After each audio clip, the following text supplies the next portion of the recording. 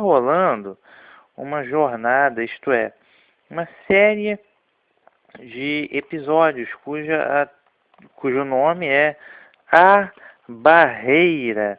E a temática dessa jornada é simplesmente vida e morte. Antes de mais nada, farei, pois, a saudação bíblica, né? Que é 1 Timóteo, né? Capítulo 1, verso 2.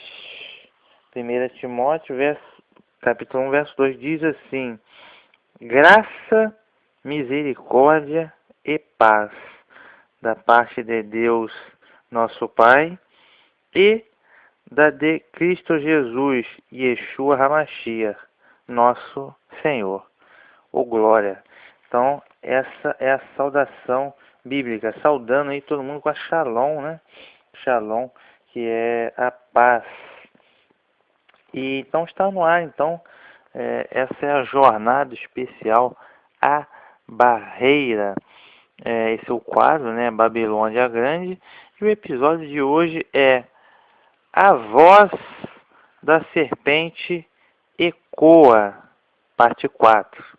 Esse é o episódio A Voz da Serpente Ecoa. Bem, estamos tratando aqui, verificando algumas passagens bíblicas, né? Bem como sua verdadeira interpretação. E a gente está combatendo aqui uma doutrina, falsa doutrina, uma doutrina diabólica que se instalou, né, em religiões como supostamente bíblicas, como o judaísmo e o cristianismo. É a doutrina chamada imortalidade da alma.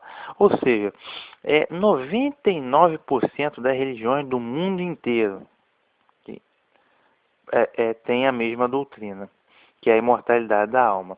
Ou seja, essa doutrina diz que após a morte física, o ser humano continua vivo de alguma forma. Ou seja, sai um fantasma de dentro dele chamado alma ou espírito. Esse fantasma vai para o além. E o além pode ser o céu, ou o inferno de fogo, ou acorrentado num inferno, ou para o limbo, ou para o nirvana, ou para reencarnação, ou alguma outra coisa do tipo. Ou seja, a morte não é a morte de fato, mas seria a passagem para outra forma de vida. E como dizem eles, a alma ou o espírito é imortal e não morre. Isso, na verdade, isso chama-se imortalidade da alma. 99% de todas as religiões no mundo seguem essa doutrina. Na verdade, isso é uma doutrina diabólica de Satanás. Isso está inserido na prostituta do Apocalipse capítulo 17, Babilônia, a Grande, ou seja, isso é um império mundial de falsa religião criado por Satanás, justamente para ocultar a verdade, para ocultar a palavra de Deus.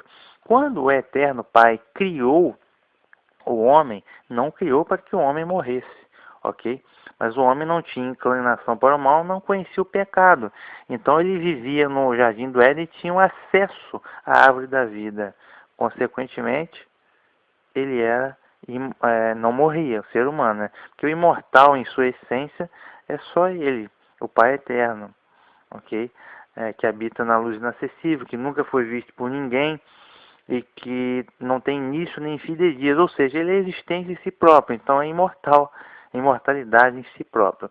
Então, logo o homem desobedeceu e deu ouvidos ao engano da serpente, um homem pecou, tornou-se pecaminoso, e por isso foi expulso do jardim do Éden e não teve mais acesso à árvore da vida. Consequentemente, pecaminoso, veio a morte, a doença, a velhice e etc. Por isso que nós morremos.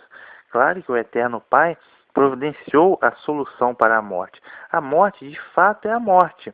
E tem jeito para a morte? Sim. Ok. Deus providenciou a ressurreição. Essa ressurreição pode ser uma ressurreição para a vida eterna. Ou seja, para termos uma vida semelhante à de Cristo. Por isso que o Eterno Pai enviou seu único Filho para que ele morresse e ressuscitasse, né, como expiação dos nossos pecados. Então basta você ter fé que você vai alcançar a graça. Isso é um favor não merecido, a graça da ressurreição para a vida eterna. E aqueles que não aceitarem a solução proposta por Deus e não tiverem fé não aceitarem o Filho de Deus como tal, vão ressuscitar também, mas serão julgados para a condenação, ok? Então a morte é de fato, é a morte, ok? Ou seja, não há consciência na morte. Os mortos não estão felizes, não estão tristes, não estão sofrendo, não estão se alegrando, não podem nos ver, não podem nos ouvir, não podem atender nossos suportes, orações, não podem nos ajudar de forma alguma, estão mortos. Que a morte realmente é a morte. Como Deus, como o Eterno, disse ao homem, Gênesis capítulo 2, capítulo 3, tá? Ele disse no Jardim do Éden, se você desobedecer e pecar, certamente morrerás.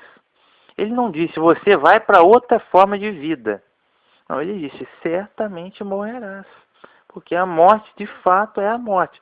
Agora, foi um inimigo, o diabo, que através da serpente enganou o homem e disse, olha, certamente não morrerás. Ou seja, ele disse que o homem poderia viver mesmo se pecasse, se desobedecesse Deus. Ou seja, a primeira mentira do Satanás é a imortalidade da alma. Ele disse, certamente não morrerás se pecar. Ok? Então, essa doutrina é a primeira mentira do Satanás. Infelizmente, tal doutrina está sendo anunciada como uma verdade absoluta dentro da cristandade. Okay? Dentro do cristianismo, dentro das igrejas. Okay? E em outras religiões que seriam supostamente seguidores da Bíblia, no caso do judaísmo. Okay? E 99% das religiões mundiais anunciam a mesma coisa, imortalidade da alma. Isso é o falso, isso é o império de falsa religião criada pelo diabo, pelo inimigo, para anular a palavra de Deus, para anular a ressurreição, okay? Que a gente não pode perder o foco no retorno de Jesus Cristo, Yeshua HaMashiach, e na ressurreição. A gente não deve perder jamais o foco das duas coisas. Uma coisa está relacionada diretamente à outra, né? E quando é essa ressurreição? Ora, quando do retorno de Yeshua. Porque a ressurreição é o seguinte, 1 Coríntios 15, Cristo, né, Yeshua, as primícias, o primeiro. Depois os que são de Cristo na sua vinda, isto é, no seu retorno. Então, cada um a seu tempo, ok? Então, a gente tem que ter esperança nisso. Pois bem, vamos analisar. Analisamos uma série de passagens aqui no episódio 3 e agora no episódio 4 vamos continuar vendo mais algumas passagens que suscitam dúvidas, né, aí nos irmãos. Continuando aqui, tem uma história, né, que vocês dizem sobre demônios acorrentados no inferno, né, que seriam lá os anjos maus, né, da trupe do diabo, né, e que estão acorrentados no inferno aguardando o juízo. É o que eles dizem, né, baseado na seguinte passagem, 2 Pedro, verso 2 Pedro, capítulo 2, verso 4, que diz assim, porque se Deus não perdoou aos anjos que pecaram, mas, havendo-os lançado no inferno, os entregou às cadeias da escuridão, ficando reservados para o juízo. Porque se Deus não perdoou aos anjos que pecaram, mas havendo-os lançado no inferno, os entregou às cadeias da escuridão, ficando reservados para o juízo. Então, com base nessa passagem, eles dizem que esses anjos que pecaram, né, que são eles mesmos, os demônios, né, a trupe do inimigo, né, do diabo, havendo pecado, diz que eles foram lançados no inferno e estão acorrentados, né, cadeia da escuridão, lançados no inferno, as cadeias da escuridão. Eles estariam acorrentados no inferno, reservado para o juízo. E com base nessa passagem, algumas pessoas até dizem que o inferno, né, seria um local onde as pessoas ficam acorrentadas, aguardando o julgamento. Não, na realidade não é nada disso, ok? Essa está totalmente errado e é uma interpretação extremamente medíocre, ok? E tem que ter vergonha de anunciar isso, para as pessoas, ok? De ensinar isso para as pessoas. Ok? Vamos por partes. O primeiro detalhe magistral nessa tradução, 2 Pedro 2, verso 4, é o seguinte: quando está dizendo que esses anjos que pecaram, né, são os anjos, né, os demônios, né, havendo-os lançado no inferno. Essa tradução aqui está errada. Porque eu já disse, a palavra inferno vem do latim e significa inferior. Não existe no original da Bíblia. Então, muitos lugares dessas Bíblias que a gente tem, onde está escrito inferno, deveria ser simplesmente sepultura, que é a morada dos mortos, que é o Sheol do hebraico, Hades do grego, que não é um local físico, mas é um destino comum a todos os mortos, a morte, ok? Em outros momentos, seria o lago de fogo, conforme está no livro do Apocalipse, que aí seria o lago de fogo, um lugar para condenar castigo e destruição, ok? Castigo e destruição. Mas isso somente depois da ressurreição dos ímpios, né? Vai ressuscitar, serão julgados e eventualmente lançados no lago de fogo. Apocalipse 20, 11 a 13. Ok? Então, aqui no caso, ó, quando diz aqui, ó, havendo-os lançado no inferno, a palavra, no caso, isso aqui não é original da Bíblia. O original da Bíblia, havendo-os lançado no Tártaro. Preste atenção, entendeu? Então, os caras traduziram errado. Havendo-os lançado no Tártaro, que é o original do grego dessa passagem. E qual a diferença? É totalmente, ok? Havendo-os lançado no Tártaro, os entregou às cadeias da escuridão. Ou seja, esses anjos caídos, né, demônios, na verdade, como toda a trupe de Satanás, por conta de sua rebelião, foram expulsos e destituídos de seu privilégio. Ou seja, eles tinham privilégio como ministros do Eterno, porque os anjos são ministros do Eterno, ok? Então eles tinham essa graça, essa bênção, esse privilégio, mas por conta de sua rebeldia, claro, eles foram destituídos dessa situação de graça, ok? E foram lançados, quando diz aqui, foram lançando no Tártaro, ou seja, uma situação de trevas espirituais, ok? Então, ou seja, foram destituídos, expulsos, ok? Entrando numa situação de desgraça, de trevas espirituais. Então, por isso que ele diz aqui, entregando a cadeia da escuridão. A gente viu que o pecado, no episódio anterior, o pecado é o que acorrenta, é a cadeia do homem, ok? Da alma, no caso da vida do homem, do espírito, no caso da mente, o sentimento, o coração do homem, fica preso nas cadeias do pecado. Então justamente, no caso, entregou-os à cadeia da escuridão, estão presos, ok? Eles estão presos, lançados no Tártaro, isto é, nas trevas espirituais, presos na cadeia da escuridão, no caso do pecado, estão realmente reservados para o dia do juízo. Na verdade, todos vão passar pelo julgamento. E o julgamento começa na casa de Deus. Agora, esses anjos iníquos, né, que desobedeceram, que na verdade são demônios, vão passar pelo juízo também, okay? E vão para o lago de fogo, tá? Esse sim que é o inferno, lago de fogo, para castigo e destruição, que está preparado, reservado para esses anjos que pecaram e o seu líder, que no caso é o diabo, ok? Então o problema aqui qual é? O problema é a tradução. Entendeu? Onde está escrito aqui, havendo-os lançado no inferno. Na realidade, no grego, o original da Bíblia, havendo-os lançado no Tártaro. Ok? Que é o que? Uma situação de condição de miséria e de desgraça espiritual. Lançado nas trevas espirituais, ou seja, foram destituídos da graça que tinham. Eram anjos, né, de luz, eram ministros do Eterno e se transformaram em demônios reservados para o juízo e para o lago de fogo. Ou seja, destituídos, na situação de trevas e de queda espiritual total. Inclusive, dizer, sendo que, outro detalhe, a gente tem que aprender, o pessoal tem que aprender a conciliar dois ou mais pontos da Bíblia, que aparentemente eles não conseguem. Por quê?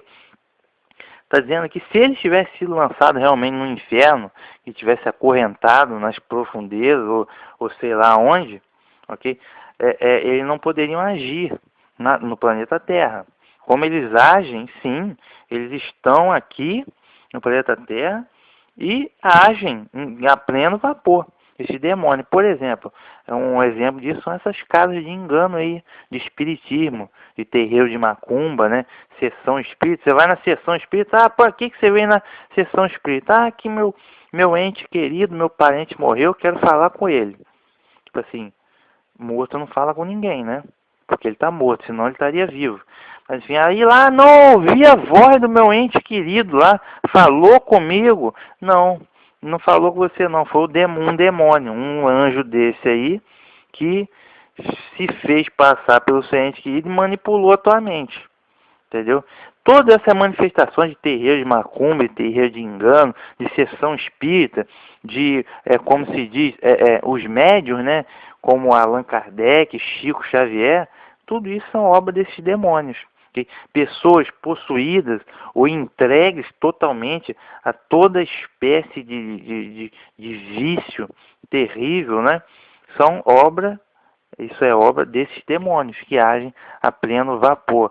E, por exemplo, inclusive falando em médium, o primeiro médium do mundo foi a serpente, que o diabo usou para enganar o homem.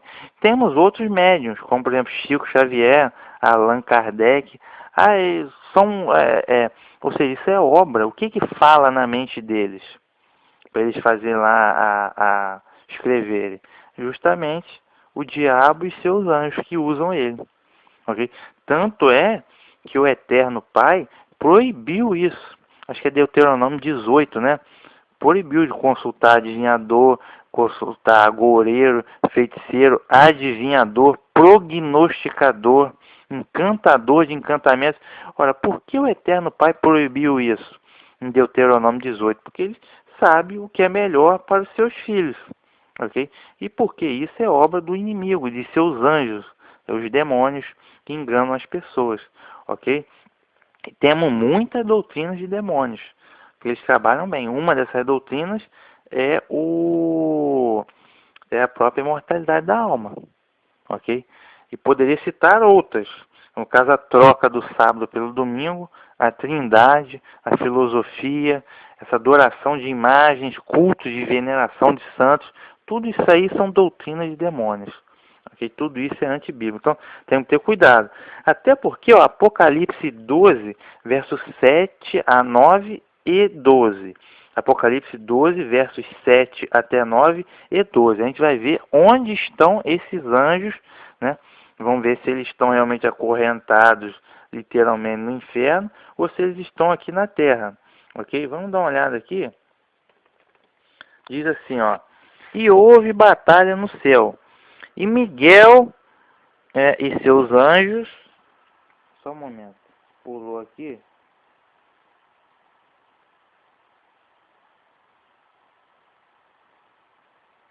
Miguel e os seus anjos batalhavam contra o dragão, que é o diabo. E batalhavam o dragão e os seus anjos. No caso, isso aqui é uma batalha no céu, né? Miguel e os seus anjos batalharam contra o dragão e seus anjos, que são os demônios, os anjos do dragão. Mas não prevaleceram, nem mais o seu lugar se achou nos céus.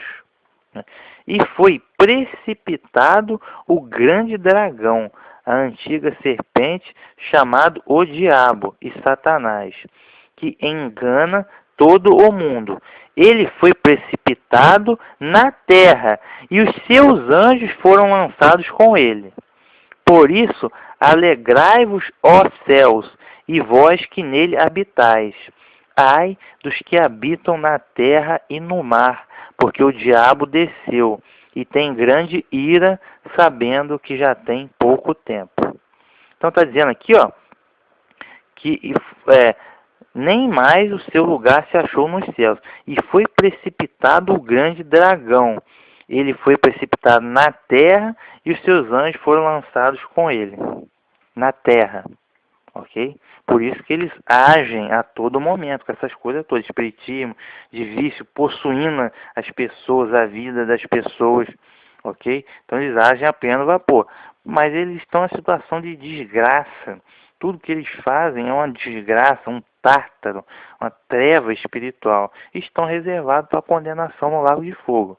Ok? Então, só que detalhe que geralmente quem fala isso, que esses anjos estão acorrentados no inferno, são os próprios evangélicos. Mas tipo assim, o que eles falam não bate com a própria doutrina deles. Porque o Apocalipse 12 deles aqui é uma coisa que ainda vai acontecer no futuro, né? É futurista, ainda vai acontecer no futuro. Mas aqui está dizendo que eles estavam no céu, ok? E após perder a batalha, foi lançado na terra. Então, ou seja, para eles isso ainda vai acontecer. Só que, tipo assim, então eles estariam no céu agora. Não estariam no inferno acorrentados. Ok? Porque o Apocalipse dele é futurista, né? Então, o Apocalipse 12 ainda vai acontecer. Então, mas aqui está dizendo que o dragão e os seus anjos estavam no céu e vão ser precipitados na terra. Então, eles não estão no inferno acorrentados. Então, ou seja, a teoria de vocês, uma não bate com a outra. É incrível. Entendeu? É incrível, a falta de coerência é total. Sendo que, detalhe, então vamos esquecer essa história de que os anjos estão acorrentados, os demônios estão acorrentados no inferno. Não, não. Na realidade, estão aqui mesmo, na terra, por isso que eles fazem todas essas barbaridades. Tá? Conforme está escrito aqui, ó, não se achou mais lugar no céu e foi precipitado o dragão, o diabo. Tá? E foi precipitado na terra e os seus anjos foram lançados com ele. Ou seja, ele não veio sozinho. Tá bom? Então, essa história de anjo acorrentado no inferno, o que você acha disso? Vou perguntar aqui pro Carlos Alberto, o que você acha dessa história de anjo acorrentado no inferno, Carlos Alberto?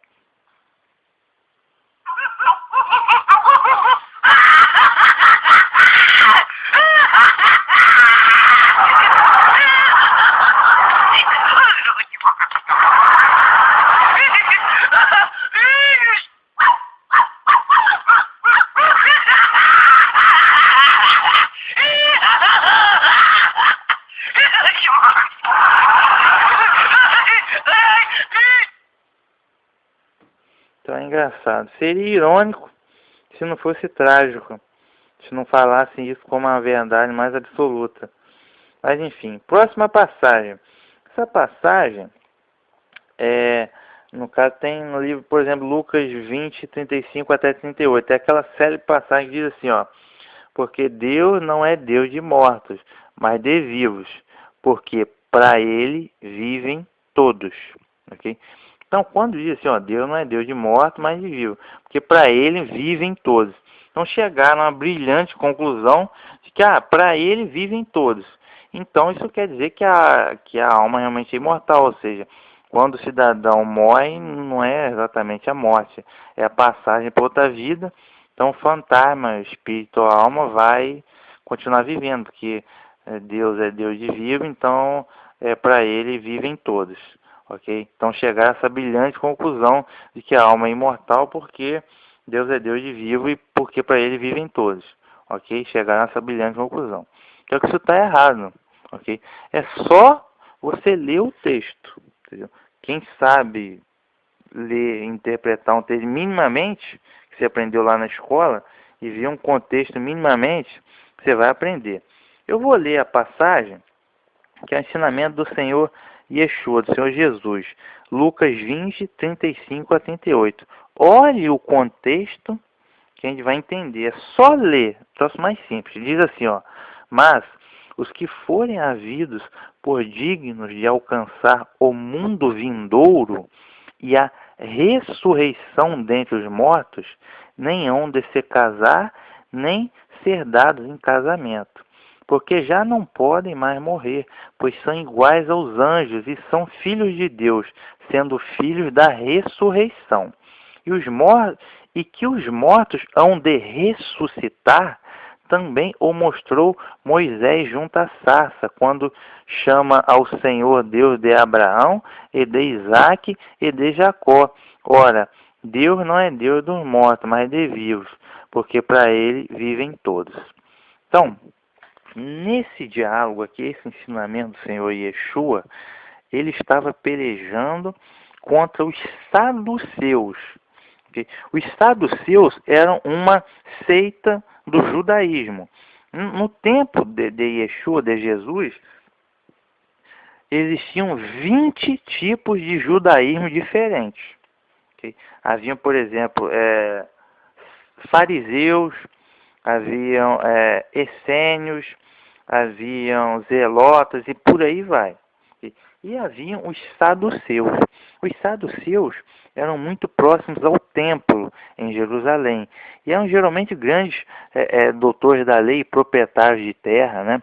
Tinham, assim, geralmente, tinham uma condição financeira favorável. E eram aliados ao dominador romano. Ou seja, eram aliados e pacíficos para com a administração romana. Em troca disso, eles ganhavam muitos privilégios e favores, ok? Então, o que eles queriam, na verdade, é manter seu status social, sua condição econômica e o seu prestígio e poderio social e religioso. Então, para eles estava muito boa aquela situação. Por isso que eles eram aliados à administração romana e sempre ligados ao templo e ao sacerdócio em Jerusalém, ok? Então, só que os saduceus tinham uma peculiaridade em relação aos demais ramos do judaísmo. Por quê? Eles não tinham fé, por exemplo, na imortalidade da alma. Isso aí não passava nem pela porta deles, ok? E eles não criam também na ressurreição dos mortos, que também é uma coisa que não passava nem na porta deles. Ou seja, eles não criam em nada. A morte para eles era o fim de tudo. Ok? Morreu, acabou. Ok? Sendo que um detalhe, qual é o tema do diálogo? O tema do diálogo era a ressurreição. Por quê? Os saduceus sabiam que Jesus acreditava na ressurreição e ensinava a ressurreição. Por isso, eles foram perguntar para ele: mestre, quando um cidadão ele era casado e ele morreu sem deixar filhos, consequentemente, como era de costume, o irmão, né, tinha que tomar a mulher que ficou viúva, a mulher do seu irmão que morreu, e gerar filhos em nome do seu irmão, para garantir a descendência do irmão. E no caso morreram 7. Morreu o segundo irmão também sem deixar filho. Morreu o terceiro sem deixar filho. Aí foi até os 7. Okay? Por final, aí eles perguntaram: mestre, quando da ressurreição, qual dos 7 vai ser o marido da mulher? Ok? Aí o Senhor Jesus ensinou: quando da ressurreição, ninguém vai se casar. Serão como anjos do céu, filhos da ressurreição. Ou seja, é só você analisar o contexto que você vai ver que o tema é a ressurreição, ok? Não estava minimamente em questão ali a imortalidade da alma, porque os saduceus não criam na imortalidade da alma. Jesus tampouco ensinou tal ensinamento, que não é bíblico. O tema da peleja era a ressurreição. Ok? Então, só você analisar o contexto.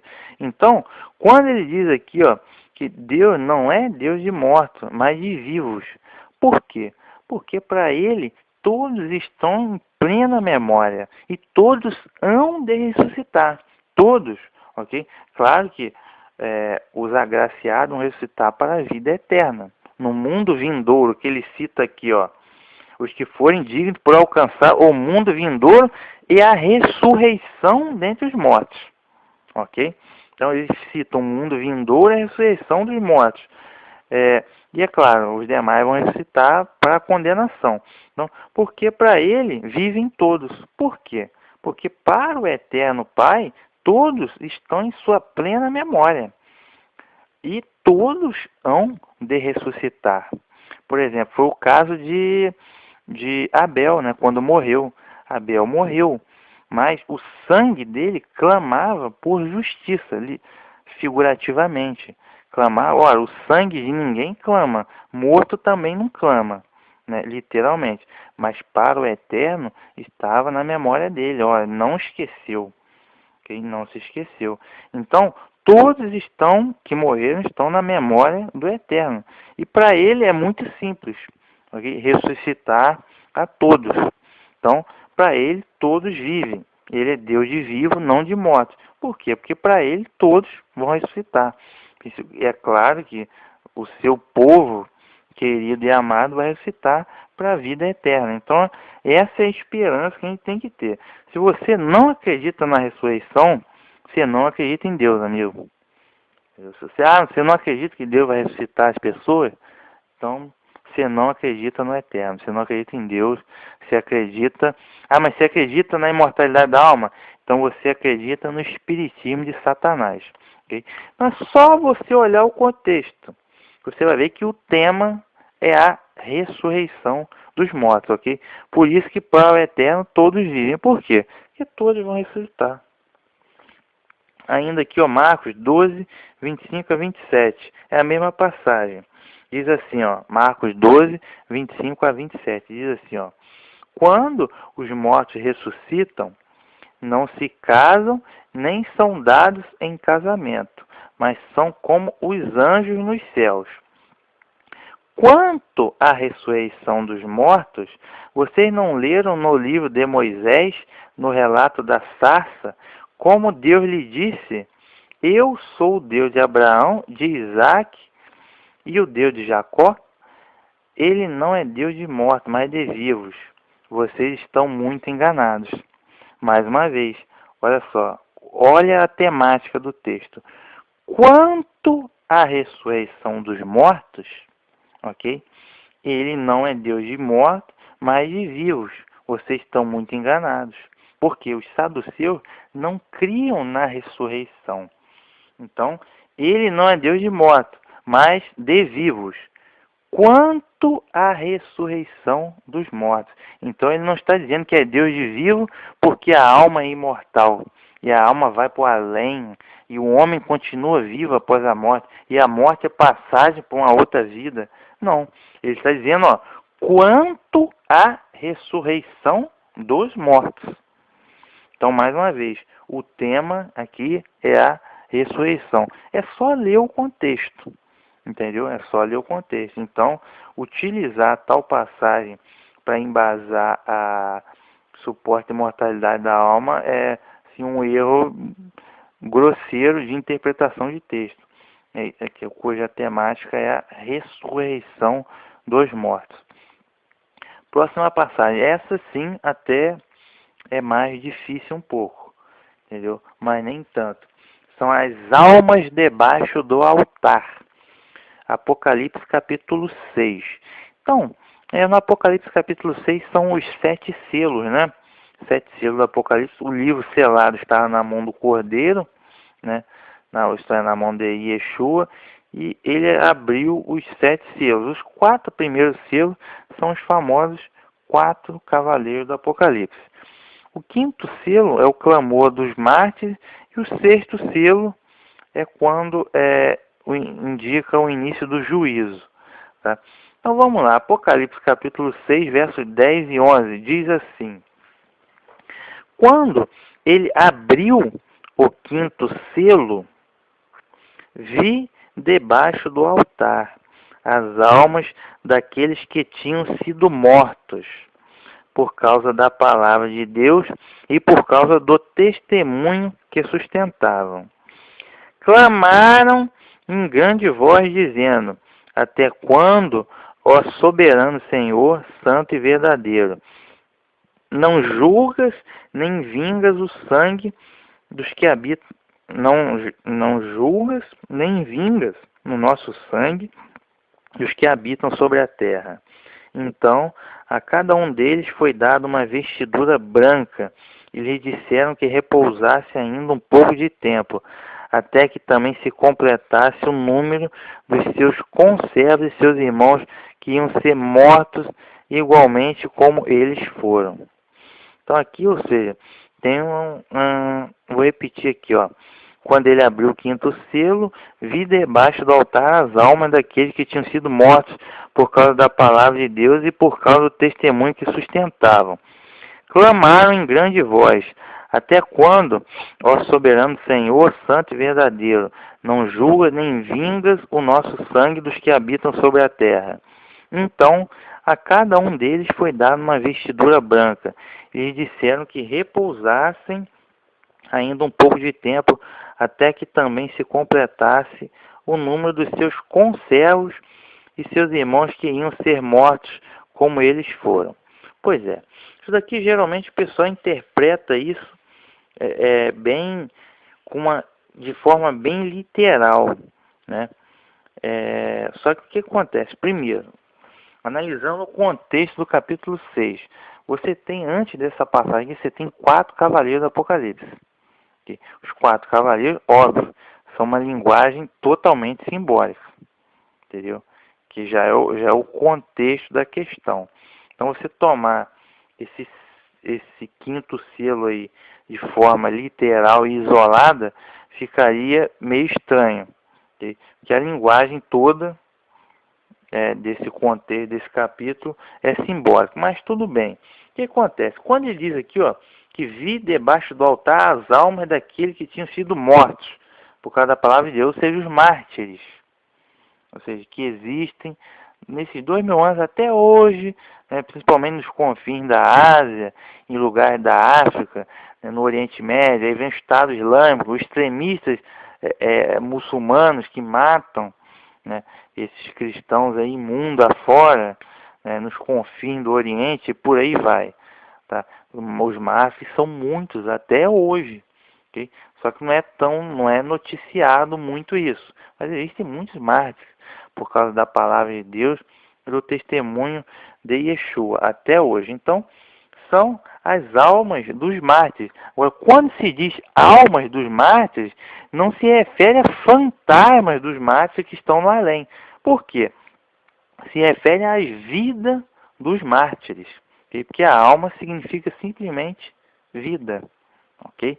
Então, no caso, as almas ou as vidas desses mártires debaixo do altar. Por quê? Porque essas vidas são extremamente preciosas ao Eterno. Então, essas vidas foram sacrificadas, martirizadas como sacrifício, ok? Agradável ao Eterno, ok? Então, quando diz que eles clamaram em grande voz, esse clamor não é literal, ok? É simbólico. Por exemplo, o clamor de Abel. Abel morreu, foi assassinado por Caim, mas o sangue dele que foi derramado clamava a Deus. Ou seja, quando diz que o sangue de Abel clamava a Deus, okay? Isso não quer dizer que o sangue falava, né? Óbvio que o sangue não fala e óbvio que morto também não fala, que Abel estava morto. Mas aquele fato não caiu no esquecimento do Eterno, ok? Então a justiça iria ser feita. Então quando diz que o sangue de Abel clamava ao Eterno por justiça, isso quer dizer que o Eterno não esqueceu daquele fato, ok? Então é um clamor simbólico. De igual modo, o clamor dessas vidas que foram tiradas desses mártires, clama ao Eterno com grande voz, simbolicamente.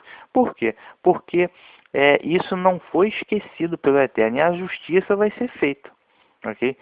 Tanto a punição dos assassinos, como a recompensa desses mártires. Claro que tudo quando da ressurreição. Então, vamos lá. Esse clamor em si não sai de crentes vivos, e sim simbolicamente de suas almas, ou de suas vidas, né? Depois de ter sido derramado seu sangue, assim como no caso do sangue de Abel, o primeiro mártir. Deus pediu contas a seu assassino com essas palavras. Gênesis capítulo 4, verso 10. O que fizeste? A voz do sangue de teu irmão clama da terra a mim. Ou seja, esse é um clamor simbólico, ok? A voz do sangue de teu irmão Abel clama da terra a mim. por quê? Por justiça. Ou seja, o sangue não clama, é claro, mas isso é simbólico, porque o Eterno não esqueceu, ok? Não esqueceu do fato, ok? E não se esqueceu da justiça também, ok? Isto nos ensina que o Pai Criador nunca esquecerá seus filhos fiéis, ok? E faz responsáveis seus assassinos. Considera o lugar onde suas testemunhas morreram como um altar, onde foi derramado o seu sangue de sacrifício. De igual maneira, o apóstolo Paulo considerou que sua iminente decapitação por ordem do imperador Nero era uma morte como sacrifício a Deus. Okay? A gente pode analisar 2 Timóteo, capítulo 4, verso 6. Deixa eu dar uma olhadinha aqui. 2 Timóteo, capítulo 4, verso 6. O apóstolo Paulo estava prestes a morrer. E ele já sabia disso, que ia ser condenado. Então, ele disse o seguinte: porque eu já estou sendo oferecido por aspersão de sacrifício, e o tempo da minha partida está próximo. Então ele comparou a sua morte através do martírio como dizendo que ele estava sendo oferecido por aspersão de sacrifício. Então aqui é a mesma coisa. Por isso que as almas estão debaixo do altar, isto é, as vidas debaixo do altar, como aspersão de sacrifício, como martírio, ok? Sacrificados, né, por conta do testemunho da palavra de Deus. Então esse é o significado da coisa. Além disso, ele cita aqui que esperar, foi dito a eles esperar um pouco de tempo. Ou seja, isso, esperar um pouco de tempo. Por quê? Porque a perseguição não chegou ao fim ainda. Ok? Então, ou seja, quando a perseguição chegar ao fim, será o momento de fazer a justiça, isto é, de julgar os assassinos, julgar os perseguidores do povo de Deus e condená-los, bem como recompensar os mártires, ou seja, aqueles que perderam sua preciosa vida por conta do testemunho da palavra de Deus. E tudo isso vai se dar quando da ressurreição e julgamento de todos, ok? Então, por isso que diz esse esperar um pouco do tempo, que ainda não chegou o momento do julgamento e da recompensa, e da justiça. Okay? O Eterno vai fazer justiça, ok? Contra todos os assassinos e para recompensar o seu povo também. E não chegou ao fim ainda a perseguição. Por isso que ele diz esperar um pouco de tempo. E as vestes brancas que foram dadas a esses mártires, simbolicamente, expressam, é claro, a sua justiça diante de Deus, ok? Eles foram martirizados por conta do testemunho, né, da palavra de Deus. Então, ou seja, morreram como justos, santos e filhos do Eterno. Então, justamente, essa veste branca indica realmente a sua retidão e justiça. Então, isso dá segurança ao povo de Deus, ok? Que o Eterno ouve o seu clamor por justiça divina e os recompensará publicamente. Só que a recompensa é quando da ressurreição, que é quando do retorno de Yeshua, quando do retorno de Jesus. Okay? No caso, a primeira ressurreição, Apocalipse 24 e 5. Okay? Então, ou seja, essas almas debaixo do altar, clamando, não é um clamor literal de fantasmas que estão vivos no céu, debaixo do altar, literalmente. Não, na verdade foram vidas. Okay? Almas significa vida, vida que foram martirizadas como sacrifício, né, debaixo do altar. Ou seja, e clamam tal qual o sangue de Abel clamou por justiça perante a Deus desde a terra. ok? Então, ou seja, é esse clamor simbólico. O Eterno não se esquece de nada, ok? O Eterno não se esquece. Tudo está como memorial diante dele e ele vai fazer a justiça. Não tem como escapar, entendeu? Então, aí vamos na continuidade. Mas essa passagem é difícil, realmente é difícil, ok? Agora sim, vem o tópico mais importante de hoje, o rico e o Lázaro. O rico e o Lázaro. Bem, a célebre passagem ilustrada em Lucas 16, verso 19 a 31, demonstra que havia um homem rico que vivia no luxo, enquanto o mendigo Lázaro na miséria total. Após a morte deles, o rico foi em espírito, em fantasma, para um local de tormento, que supostamente seria o inferno, E o mendigo Lázaro foi, através de espírito, para fantasma, para um local de descanso, que seria o paraíso.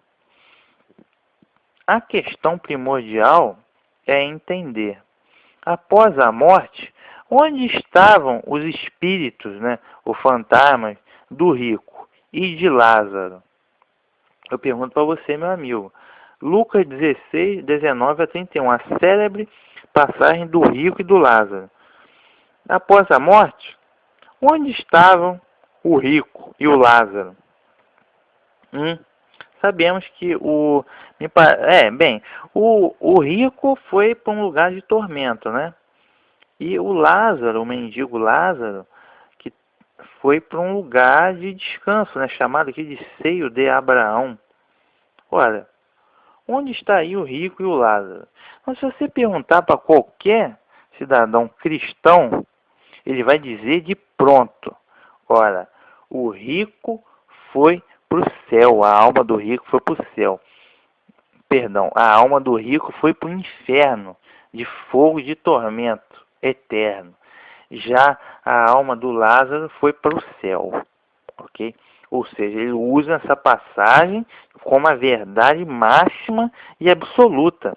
Eu já vi, inclusive, teólogo cristão famosíssimo no mundo, da Inglaterra, dizendo em documentário da BBC de Londres, que dizer que o Novo Testamento é categórico ao falar no céu e no inferno após a morte, com base nessa passagem. Aí tem a imortalidade da alma e tem essa passagem do rico e do Lázaro. O rico foi para o inferno e o Lázaro foi para o céu.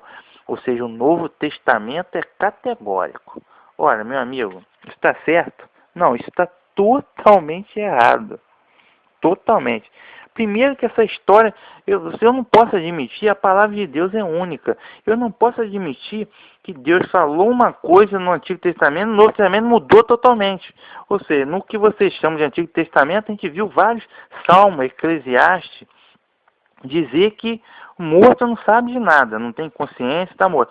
Agora, já mudam totalmente, ou seja, é uma contradição. A Bíblia não pode ter contradição desse tipo, ok? Então, o rico foi para o inferno e Lázaro foi para o céu. É a prova inquestionável.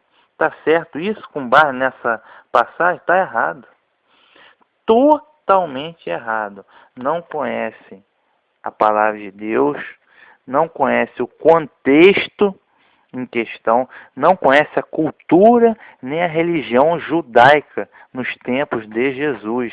Não conhece uma vírgula, analfabeto total. Analfabeto bíblico é analfabeto da cultura hebraica, da cultura judaica. Vou explicar para vocês o seguinte. O que acontece? No tempo do Senhor Yeshua, do Senhor Jesus, haviam no judaísmo aproximadamente 20 seitas judaicas, ok?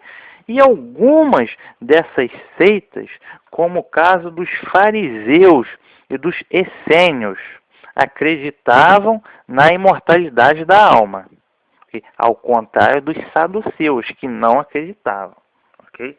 Então, o que acontece? Na religião dos fariseus, após a morte, o fantasma do ser humano ia pro além, certo? Aí ia pro céu ou pro inferno, se fosse bonzinho ou se fosse mal, não. Iam ambos, certo? Tanto a pessoa boa, que é o caso do mendigo, vamos supor, entre aspas, como a pessoa ruim, entre aspas, que era o rico. Ambos iam para o mesmo local, ok? Esse local seria o local literal, onde as almas imortais das pessoas iriam, ok? Esse local seria chamado de o Hades, ou seja, morada dos mortos, mas não uma morada dos mortos como eu ensinei para vocês aqui, mas seria sim um lugar físico, ok? Um lugar literal, onde as almas imortais das pessoas iriam. Só que nessa morada dos mortos literal, física, existia compartimentos distintos, ok? Havia um compartimento para o descanso das almas dos justos, que era chamado de seio de Abraão, ou paraíso, ok? Este seria literalmente o jardim do Éden, que foi precipitado da terra para essa morada dos mortos literal. Segundo o livro do profeta Ezequiel, capítulo 31, verso 16.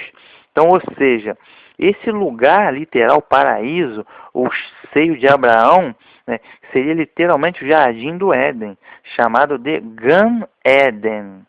Okay? Chamado de Gan Eden, o destino das almas dos justos. Ok?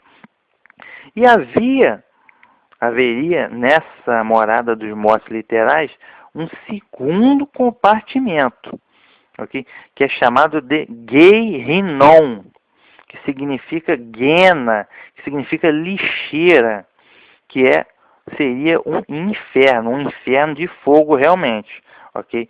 Então, esse inferno, essa lixeira, essa guena, seria o destino dos ímpios, ok? Porque no tempo do Senhor Jesus, né, o lixo na cidade era queimado, né?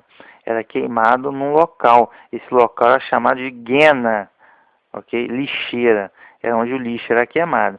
Então, o mesmo nome foi dado a esse compartimento na morada dos mortos literal, que seria o destino dos ímpios, a lixeira, que é, ou seja, um inferno, onde eles pegavam fogo, tal qual foi a guena, a lixeira, foi o destino do homem rico, okay? Onde ele pegava fogo. Já o destino do mendigo foi o seio de Abraão, que é o jardim do Éden, que é o paraíso. No meio dos dois compartimentos, havia um abismo intransponível, ok? Mas ambos estariam na morada dos mortos literais, só que havia compartimentos distintos, separados por um abismo, ok? O que é isso? Isso é a cultura judaica do tempo de Jesus, é a religião judaica do tempo dele, ok? Então, se um cristão falar, não, nessa parábola, que isso é uma parábola, o rico e o Lázaro foram respectivamente para o inferno e o céu, não é nada disso, ok? Segundo a religião judaica, no caso os fariseus e os essênios, por exemplo, eles estavam ambos na morada dos mortos. Só que haviam dois compartimentos distintos, ok? O seio de Abraão e a lixeira, separados por um abismo, ok? Então, essa é a questão. Onde estavam rico e Lázaro? Ora, ambos estavam na morada dos mortos literal, mas cada um estava no seu compartimento. Essa era a crença de alguns grupos judaicos que acreditavam na imortalidade da alma, como, por exemplo, os fariseus e os essênios. Ah, mas por que o Senhor Jesus contou essa história? Ou seja, isso é só uma parábola, ok? Uma parábola. E a peleja, nesse momento, o Senhor Yeshua, o Senhor Jesus, estava pelejando contra os fariseus, ok? Por isso, ele se valeu da cultura e da religião judaica de seu tempo para contar esta parábola, ok? Mas vamos continuar a análise. Eu só falei nesse primeiro momento para vocês saberem onde estavam Rico e Lázaro. O pessoal pensa, ah, não está no céu e no inferno. Não, não, entendeu? Estavam ambos namorados dos mortos, ok? Segundo a cultura e a religião judaica daquele tempo, ok? Dando continuidade aqui, no caso aqui, ó, mas essa configuração pós-morte, né, essa configuração de imortalidade da alma, de todo mundo na namorada dos mortos separado por um abismo no Jardim do Éden ou no inferno, né, na lixeira, tal configuração pós-morte não é bíblica, isso não é bíblico, ok? Mas é um exato desenho do inferno da cultura grega, ou seja, o inferno grego. Na cultura grega, justamente, o inferno possuía duas divisões, né? O inferno sombrio para os ímpios e o campos elíseos para os justos, ok? Que seria justamente o inferno, assim, uma morada dos mortos literal. Geralmente na cultura grega era assim também. Campos elíseos ou inferno sombrio. Depende, justo ou injusto, ok? Mas, e por que havia tanta semelhança entre a cultura grega e a cultura judaica daquele tempo? Por que tal semelhança? É coincidência? Não, não é coincidência, ok? É o que eu venho falando, é Babilônia a Grande, o império mundial de falsa religião criado por Satanás. Porque 300 anos antes de Cristo, o Império da Grécia era muito poderoso e ele dominou sobre Israel.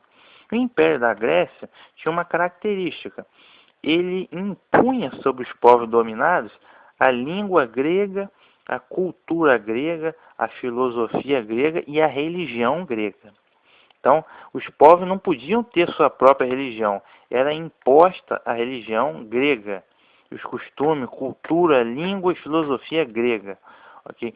Então, nesse momento, a cultura judaica acabou por, involuntariamente ou não, absorvendo esses conceitos gregos. A filosofia grega adentrou o judaísmo nessa época, 300 anos antes de Jesus. Okay? E a religião grega também entrou, então houve sincronismo religioso, houve a filosofia, imortalidade da alma, trindade, uma pancada de coisa, amigo. Grego, pagão, entrou dentro do judaísmo. 300 anos antes de Cristo. Então, já no tempo do Senhor Jesus, 2000 anos atrás, coisas como a imortalidade da alma já estavam impregnado em muitos segmentos judaicos. Pagão, coisa pagã, diabólica, já estava impregnado. Ok? Para você ter noção do tempo. Então, esse desenho de inferno, né, com dois compartimentos, morada dos mortos, melhor, física, com dois compartimentos, um para os justos e outro para os injustos, da cultura judaica da época, no caso os essênios e os fariseus tinham esse desenho, igual ao desenho do velho inferno grego, não é coincidência, é sincronismo religioso. Ok? Não é coincidência. Ah, por que Jesus contou essa parábola? Isso é só uma parábola. Só uma parábola. Depois eu vou explicar para vocês o que é uma parábola. Então, ou seja, esse judaísmo no tempo do Senhor Jesus, de 300 anos antes já, é um judaísmo totalmente diferente do tempo de Moisés. Entendeu? É uma coisa totalmente diferente, já totalmente impregnada da cultura pagã grega, ou seja, puro lixo. E até hoje é assim, 90% do judaísmo é lixo, entendeu? Que tem que ser abolido e vai ser abolido, meu irmão, vai passar o trator nessa porcaria, entendeu? Dentre elas a imortalidade da alma, ok? Então, só para vocês terem uma ideia, outro ponto importante, ok? Eu falei da cultura grega, mas, ou seja, a absorção do conceito pagão de imortalidade da alma ocorreu até antes disso. Por exemplo, no tempo do exílio de 70 anos na Babilônia. Okay? No tempo do exílio de 70 anos na Babilônia, muitos hebreus tiveram contato com coisas, por exemplo, esotéricas, vários costumes pagãos, entendeu? Dentre eles, a imortalidade da alma, que veio de Babilônia antiga, né? Se espalhou pelo mundo. E no exílio da Babilônia, os israelitas já absorveram tal conceito, ok? E outro detalhe importante que eu falei para vocês, a imortalidade da alma, Babilônia, Egito Antigo, a Nova Babilônia, né? E por aí vai, Grécia, e por aí vai, Roma, e por aí vai. Essa história do mendigo, ela é do mendigo e do homem rico, né? Que Jesus utilizou-se, valeu-se para contar uma parábola, essa história é muito mais antiga do que vocês podem imaginar. Ou seja, era praticamente um folclore essa história. Como a gente tem hoje Saci Pererê, Mula Sem Cabeça, essa história do mendigo, do homem rico, era um folclore, praticamente.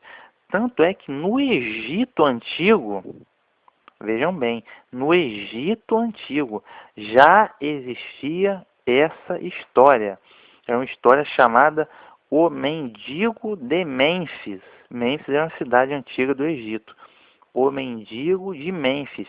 Essa história do mendigo e do rico é muito mais antiga do que se possa imaginar, né? Tal qual fazia parte da cultura popular judaica daquele tempo, por isso Jesus utilizou-se para fazer a parábola. Desde o Egito Antigo já existia essa história, o mendigo de Mênfis, que foi queimado vivo na miséria, enquanto um nobre rico recebeu no mesmo dia um suntuoso funeral. Mas os sacerdotes do Egito viram o mendigo vestido de linho fino no reino de Osíris, enquanto o rico foi sofrer no inferno eterno. Vejam, essa história já fazia parte da cultura popular do Egito Antigo, ou seja, muito antes do tempo da primeira vinda do Senhor Jesus. Então vocês imaginam o quanto essa história folclórica já era antiga. E os egípcios, né, eram mestres da imortalidade da alma também, na sua religião. Continuando a análise, então, ou seja, a gente precisa tomar a seguinte decisão nessa parábola do rico e do Lázaro. A gente precisa escolher duas opções, okay? Entre duas opções. A opção que a gente escolher determina o erro ou acerto de toda uma doutrina, ok? Primeira opção, Jesus contou essa história literal, ou seja, isto é, com fundamento teológico doutrinário a ser seguido. É a opção número 1. Ou seja, a gente vai pegar essa parábola do rico e do Lázaro e usar ela como fundamento teológico doutrinário a ser seguido, um ensinamento teológico de Jesus que vamos seguir. Ok?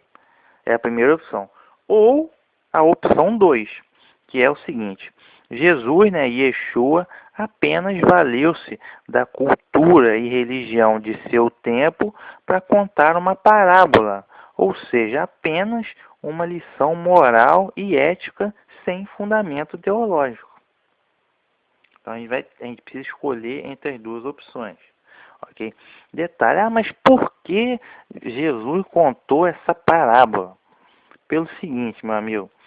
Primeiro, os fariseus, eles tinham um hábito, eles acreditavam no que hoje a gente chama da teologia da prosperidade, né? O que é teologia da prosperidade? Quanto mais rico é o cidadão, mais abençoado é por Deus. Ok?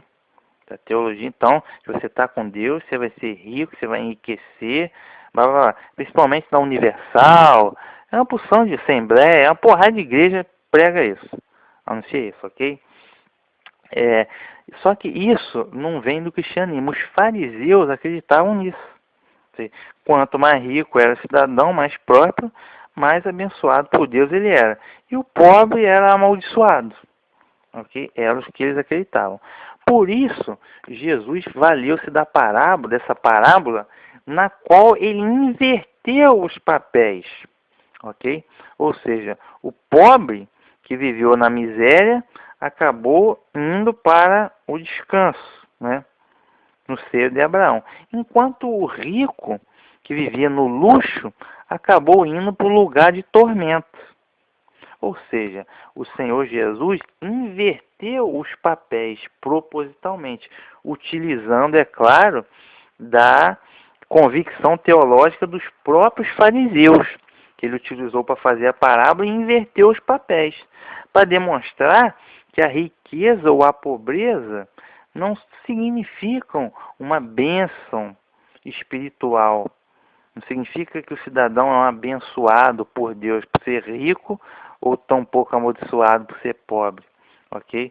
Claro que a pobreza ou a riqueza não determinam a salvação, ou seja, você não vai ser salvo por ser pobre e você não vai ser condenado por ser rico, ora, entendeu?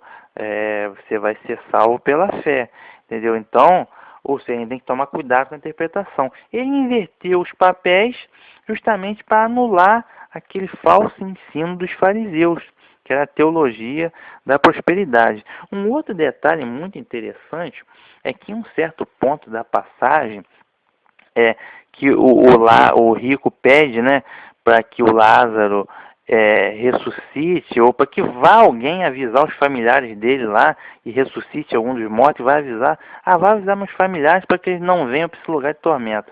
Aí Jesus disse, aí foi dito, né, para ele, Abraão disse para o rico, olha, eles têm Moisés e os profetas, que os escutem. Mesmo que um dos mortos ressuscitem, eles não vão crer. Olha, Jesus disse isso propositalmente para aqueles fariseus, porque mesmo que um dos mortos, ou seja, mesmo que Jesus ressuscitasse dos mortos como ressuscitou, aqueles fariseus incrédulos não iriam acreditar nele, como não acreditam até hoje.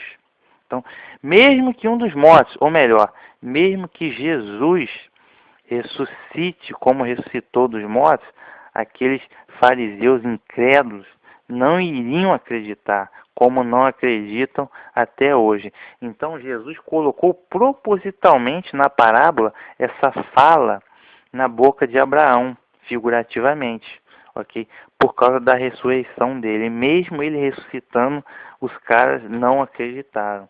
Okay? Então, essa é a questão. Outro ponto, eles têm Moisés e os profetas, que os ouçam, porque Moisés e os profetas dão justamente testemunho de Yeshua HaMashiach, de Jesus Cristo, ok? Então, esse é o sentido da parábola, ok? Outro ponto, e repito, isso é só uma parábola. Então, na parábola, o meio utilizado não importa. O que importa numa parábola é a lição, é a moral da história. E a moral da história é que a riqueza não é sinal de favor para ninguém, ok? Ou seja, a moral da história é, primeiro, anular a teologia da prosperidade dos fariseus. E segundo, dizer sobre a incredulidade deles, mesmo tendo Jesus ressuscitado dos mortos. Ok? Esse é o objetivo da parábola, ok? É a lição moral. Um meio utilizado não importa. Okay? É só uma parábola. Pode utilizar o meio que ele quiser. Como ele utilizou a cultura e a religião judaica daquele tempo, dos fariseus, né, que acreditavam na imortalidade da alma. Então ele utilizou a própria crença daqueles fariseus para elaborar uma parábola contra eles, ok? Contra a incredulidade deles em Jesus e contra a teologia da prosperidade deles, entendeu? Então não importa o meio da parábola, ou seja, ele pode ser o mais esdrúxulo, estranho possível, mas só o que importa é a lição moral da parábola, ok? Então, utilizar uma parábola como fonte teológica e afundar a Bíblia em contradições, ok? É uma coisa que não é recomendável, entendeu? Esse é um erro terrível. Mas, enfim, tanto é uma parábola que eu vou demonstrar para vocês uma série de erros grosseiros aqui, que invalidam tal parábola como ensinamento teológico. Por exemplo, no caso aqui, o rico e o Lázaro. Se o rico foi realmente para o inferno e Lázaro realmente para o paraíso, mas no caso aí não foi ele, foi as almas dele, né, os fantasmas. Vamos supor que eles morreram, né? No caso, eles morreram. Isso quer dizer que os seus corpos, carne e osso, foram para a sepultura, certo? Para o sepulcro. E, teoricamente, o seu espírito, ou a alma, ou fantasma, foram para a morada dos mortos, literal, né? Onde até mesmo estabeleceram um diálogo. Eles falaram um com o outro. Porém, note-se que o rico pediu que Lázaro molhasse uma esponja e lhe desse de beber para refrescar a língua. Você lembra dessa parte, né? Que o rico lá no meio do tormento pediu, lá, mande que Lázaro molhe uma esponja para eu refrescar a minha língua por causa desse tormento. Ele queria refrescar a língua, né, com a esponja molhada. Mas como poderia o espírito, ou alma, ou fantasma do rico ter sede, né, beber água e ter carne, no caso língua? Como é que pode? Como é que pode o espírito, né, um fantasma tem sede? Não sei. Um fantasma pode beber alguma coisa? Pode beber água? Pode beber alguma coisa? Estranho. Um fantasma pode ter carne? No caso, o fantasma tinha língua. Tá certo isso? É meio estranho. Porque se o seu corpo, né, carne e ossos, estava na sepultura, afinal de contas eles morreram, né? Como teria o seu fantasma carne, no caso língua, também? Fica estranho, né? Vamos supor, o rico morreu, o corpo dele foi enterrado lá na sepultura. Aí a alma dele, supostamente o fantasma, foi para o inferno. Aí lá no inferno essa alma teve sede e queria beber água ou refrescar a língua com água ou com algum líquido. Como é que pode? Não sabia que fantasma tinha língua, e que refrescava, que bebia, que tinha sede. Ora, fantasma tem carne, isso? Tem língua, isso? Estranho, né? Então, no caso, isso aqui é um erro técnico. É um erro técnico. Entendeu? Porque o próprio Yeshua, o próprio Jesus, ao ressuscitar e ser visto por seus discípulos, disse que um espírito, no caso, ele estava se referindo a um ser invisível, como, por exemplo, um anjo. Ele disse que um espírito, por exemplo, um anjo, não tem carne e ossos. Ele disse isso. Foi em Lucas 24, 39. Ó, ele disse assim, vejam as minhas... Quando ele ressuscitou, ele disse, vejam as minhas mãos e os meus pés. Sou eu mesmo. Toquem-me e vejam. Um espírito não tem carne nem ossos, como vocês estão vendo que eu tenho. Se ele disse que um espírito, no caso aqui ele está se referindo a um ser, por exemplo, um anjo, né? Um ser pessoal vivo, porém invisível para nós, né? Uma criatura espiritual, não tem carne nem ossos. Se ele mesmo declarou que não tem carne nem ossos, como que na parábola o fantasma lá do rico, né, que queria molhar a sede? Estranho, né? Foi uma coisa estranha, né? Logo, então, ou seja, percebe, mas por que esse erro? Porque isso é só uma parábola, não importa o meio que ele vai utilizar. Pode ser o meio mais esdrúxulo e absurdo. O que importa é o ensinamento moral da coisa, entendeu? Logo, se vocês aceitarem tal parábola como literal doutrina teológica, teremos que crer que os espíritos, fantasmas dos homens têm carne, bebem água, ao mesmo tempo que seus corpos foram ao sepulcro com carne. Estranho. Ou seja, mas isso daí, gente, repito, é só uma parábola.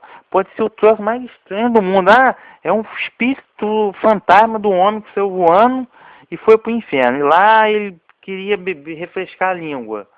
Ou seja, fantasma não tem língua, né? Fantasma não tem carne. Então, ou seja, eu trouxe mais muito esdrúxulo e estranho. Mas é porque é uma parábola. Então, na parábola, tipo assim, não importa o meio. O que importa é a lição moral. Então, você tem a parábola de Rico e Lázaro, que é contada no meio de uma série de parábolas, na sequência lá na Bíblia, tem várias parábolas. Uma delas é o Rico e Lázaro. Então, ou seja, você não pode utilizar uma parábola com elementos tão esdrúxulos, como no caso do fantasma que tem língua e que tem sede, né? Você não pode usar esse elemento tão esdrúxulo para fundamentar uma doutrina teológica de suma importância. Não pode ser um erro brutal e absurdo.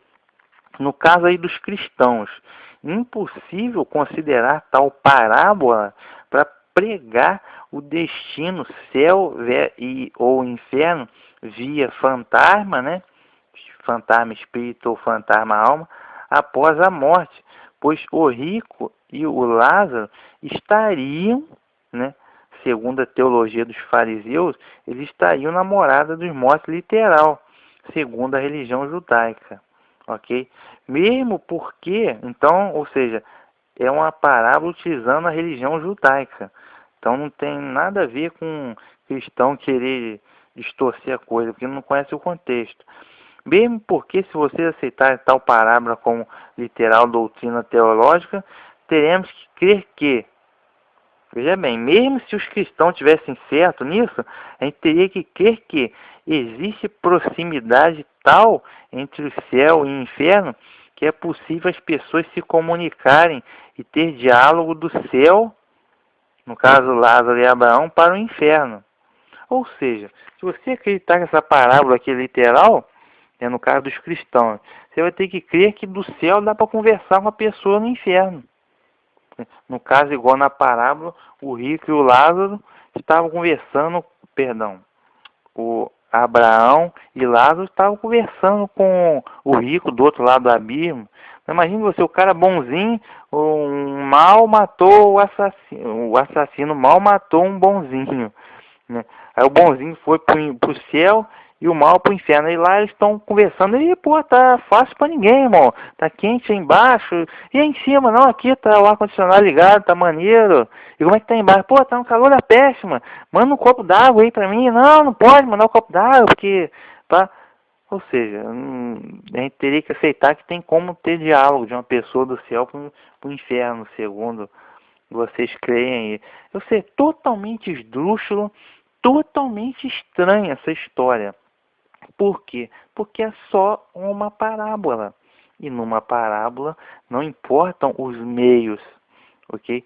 Mas sim a lição moral final da coisa, ok? Então, fundamentar uma doutrina com base nesta parábola, gente, é uma coisa estranha.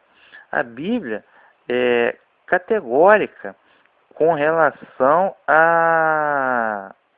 ao estado dos mortos, ok?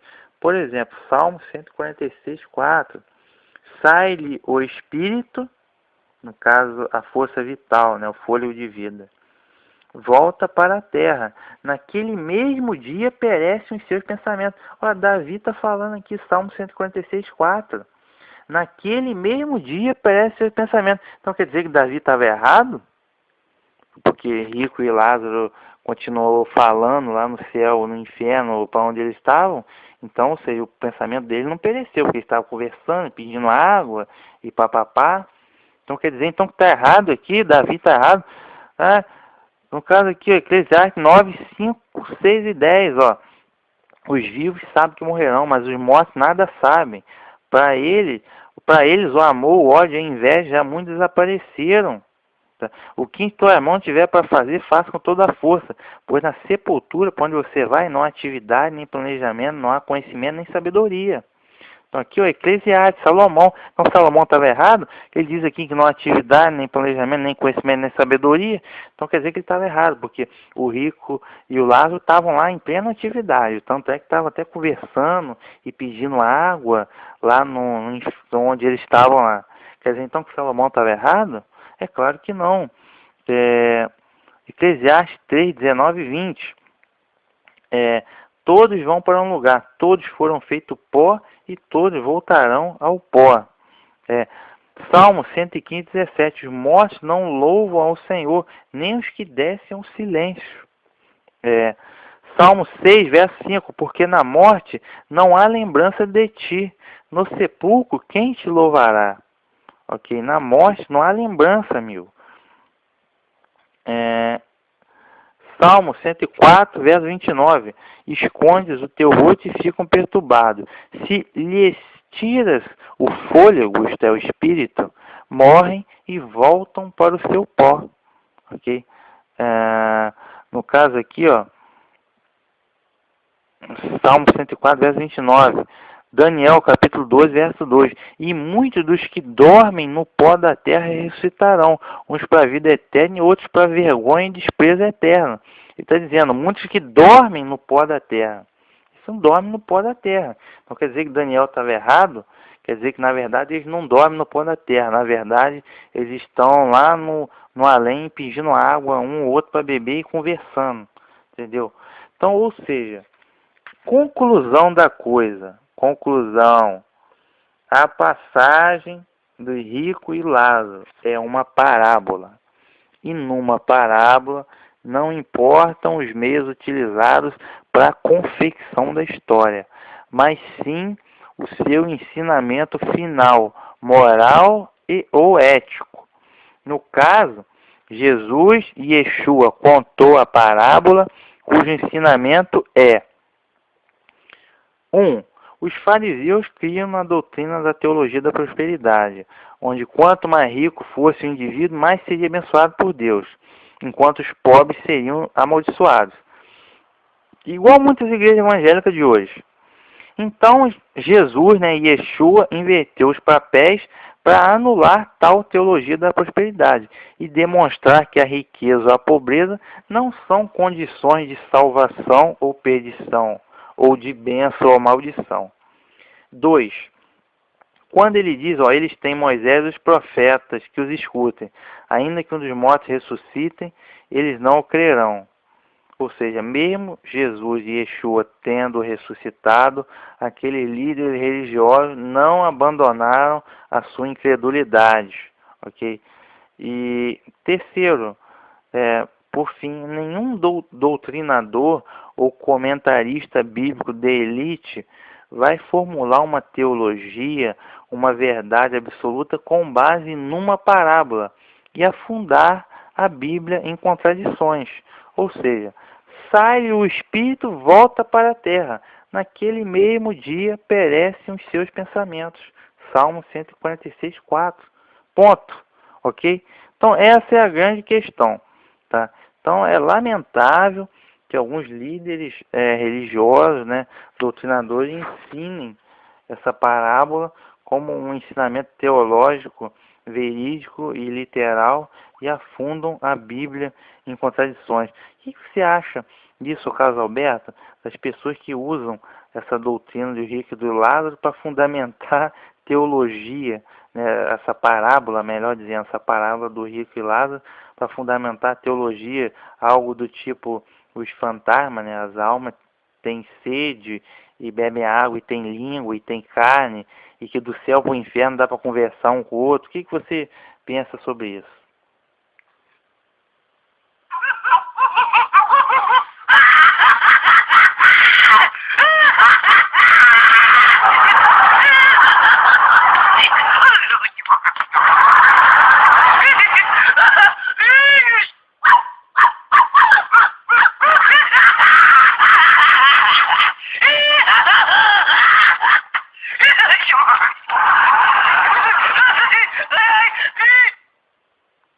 Mas seria irônico se não fosse trágico.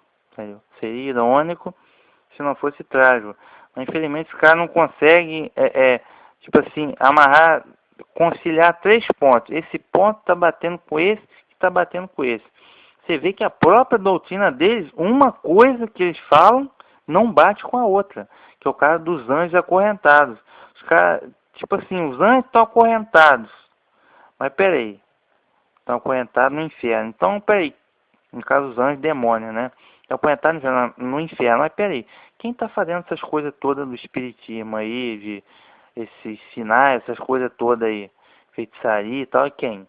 Viu?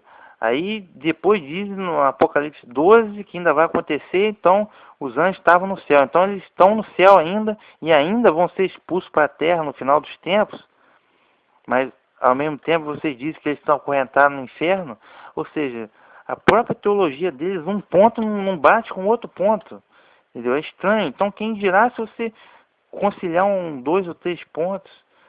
É estranho, cara. Os caras só pegam tipo, assim, um verso isolado, mal interpretado, mal traduzido e fazem uma teologia naquilo. Mas se aquilo está contra outros 10, 20 versos, o cara nem se importa em conciliar. Sabe, a Bíblia é para muita gente, a Bíblia é um livro de um verso só, tá? Isolado de contexto e ainda mal traduzido e mal interpretado. Aí fica difícil, ok? Mas isso daí é a voz da serpente, é a voz do Satanás que ecoa na sua doutrina maligna a imortalidade da alma, entendeu? É lamentável, mas a voz da serpente ecoa, ok? Então essa passagem final aqui, a gente tratou mais de judaísmo, né? Né? Incrível que o Senhor Yeshua, né? O Senhor Jesus utilizou a própria religião deles para confeccionar uma parábola contra eles, ok? Para dar uma lição para eles mesmos, ok? Então, infelizmente, vejam que há 2000 anos atrás, o próprio judaísmo, na própria religião da nação eleita, já estava impregnada com o paganismo de Satanás, no caso a imortalidade da alma, ok? O que Deus disse a Adão? Se você pecar, se você desobedecer, certamente morrerás, ok? E a morte é um fato, ok? Mas o outro fato é que o Eterno providenciou a solução para a morte, que é a ressurreição. Então, gente, tenha em mente isso. Retorno de Yeshua e ressurreição dos mortos. Porque só ressuscita quem está morto, claro. Ok? E a morte, de fato, é a morte. Não há conhecimento algum. A morte é a morte. Ok? Não é uma passagem para outra forma de vida. A única solução para a morte. E outra coisa, a morte é inimiga do homem e inimiga de Jesus Cristo, inimiga de Yeshua. 1 Coríntios 15, no final do capítulo. Ora, se a morte fosse a inimiga do homem, por exemplo, o mendigo sofria muito na porta do rico. E ele morreu e ele foi para um descanso. Imagine, a morte foi a melhor amiga do mendigo. Libertou ele da miséria, os cães lambiam as suas feridas, e ele foi para o seio de Abraão, o fantasma, a alma dele, para descansar. Imagine só, a morte foi a melhor amiga que libertou e levou para uma vida muito melhor. Só que não é isso não, gente. Isso é só uma parábola. A morte é inimiga do homem e inimiga de Jesus, de Yeshua. A última inimiga a ser destruída, a ser tragada, o último inimigo é a morte, ok? Graças à ressurreição em Cristo, ok? Então a morte, filho, não vai te libertar de nada. A morte é a tua inimiga e a inimiga de Yeshua também, de Jesus também. Que esse inimigo é o último que vai ser destruído, que vai ser tragado, ok? Graças à ressurreição dos mortos para a vida eterna no reino de Deus, ok? Tenham isso em mente.